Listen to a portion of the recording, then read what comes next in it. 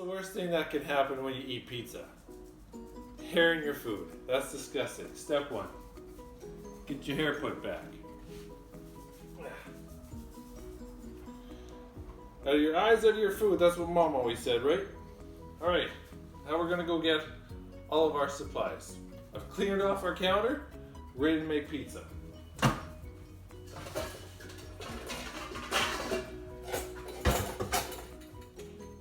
Gonna need a bowl. Need a measuring cup. Gonna need some hot water.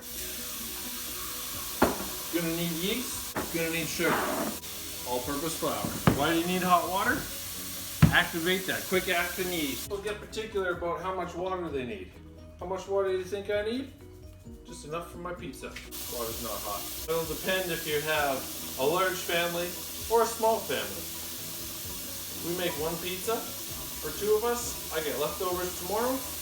About a cup. Now I like to think of my yeast as little critters that need a lot of food. So I'm going to give my little yeast critters a little bit of food. Pick a spoon, put 1 spoon, about 2 spoons, put my little yeast friends in their little food dish.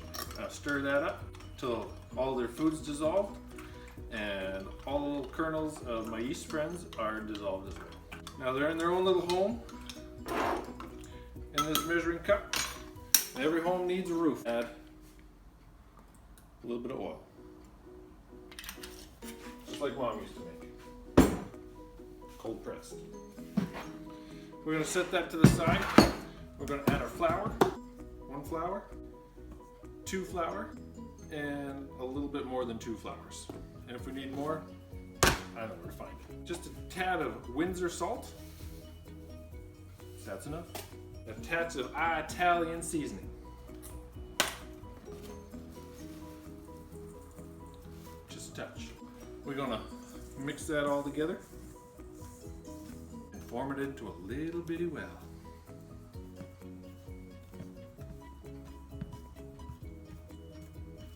That's a nice looking well. Well, that's a deep subject.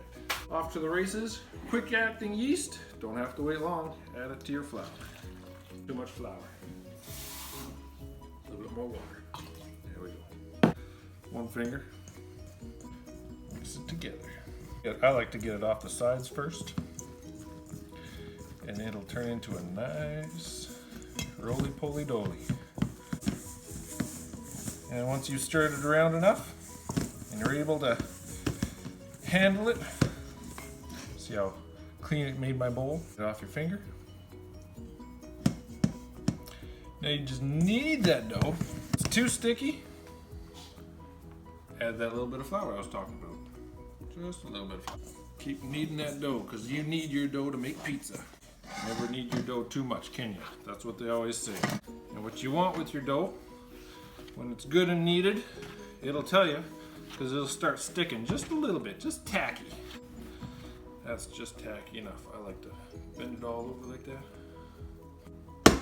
Plunk her back in, add just a little bit of oil, and just coat it. Give your hand a wash, some hot water. Then we're just gonna cover it up with some cling wrap. We're gonna put it in our preheated oven. Preheated to warm, not hot, because you don't want to bake this yet. About 40 minutes.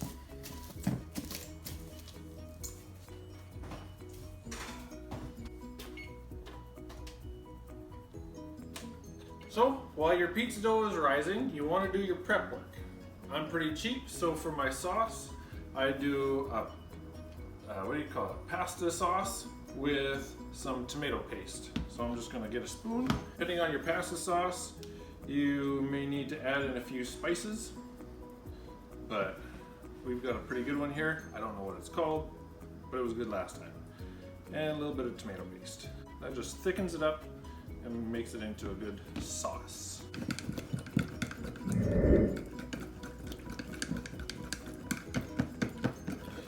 And once you think it's all amalgamated and smooth, set that to the side. We're doing a Neapolitan style pizza, so we are going to put in some sun-dried tomatoes, some mozzarella, that we've cubed up already, and some basil, a little bit of greenery. Might drizzle that with a little bit of olive oil, but now we'll get the dough rolled out. A little bit of flour so nothing sticks.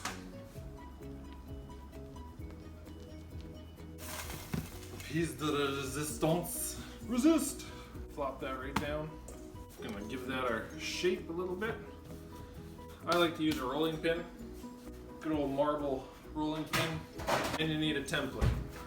That's our pizza dish. So we want it to be about that big.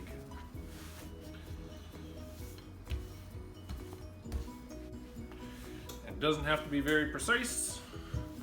That's about the length of it. Just work on the width. And all the overhang is what you call pizza crust. Put a little bit of flour on top. That way when you roll it up, it doesn't all stick together. Pan going. And just unfold it all. All that overhang is going to be crust. If you're a little lacking in the middle, lift it up in the middle. And just arrange it the way you want it. Just like that. And you can make it as pretty as you want. Take your time doing it, but I'm hungry, so I'm making it as fast as I can. Now at this point, some people might actually pre-bake their pizza crust just a little bit. And we've tried that, but we're impatient. So we're gonna lay our sauce down first, because that's just the way us Canadians like it.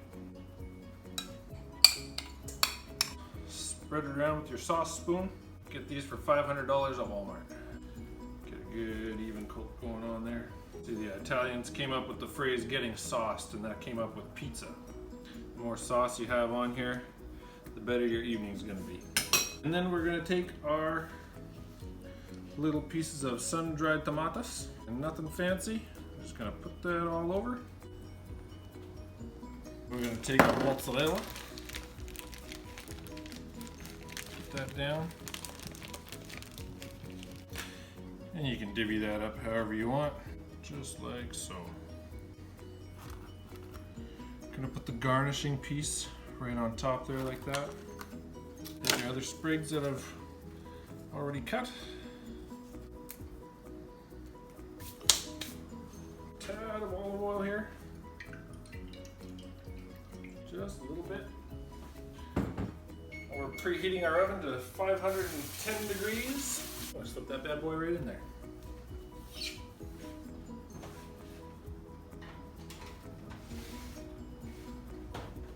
We're gonna let that rest inside there for about 9 minutes. And once your pizza's done, grab your oven mitts, check through the window, make sure that it's done the way you like it. If you like your crust a little bit darker, leave it in longer. If not, turn your oven off. Always important to save some energy. Open that door, wait for the steam to go. Look at that pizza right there. That's gonna be so good. We're gonna let that cool down. We're gonna cut it after it sets up a little bit. And we will let you see how it tastes over YouTube. Okay, now that it's set and it's cooled a little bit, we ring the dinner bell. Lets everybody in the house know that it's time for supper. And we're gonna cut into this thing. People always ask me, Chase, why do you make your pizza square? Is it because you're square? I say no, it's because most of our containers are rectangles and a square fits better instead of a triangle. Duh. And because the pizza cutter doesn't go all the way to the edge, we use our little scissors and we just finish the cut.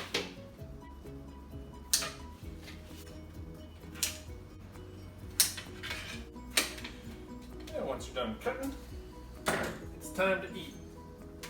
I personally like the edge pieces because you got double the crust. Have a serving for your special someone. Been waiting so long for this.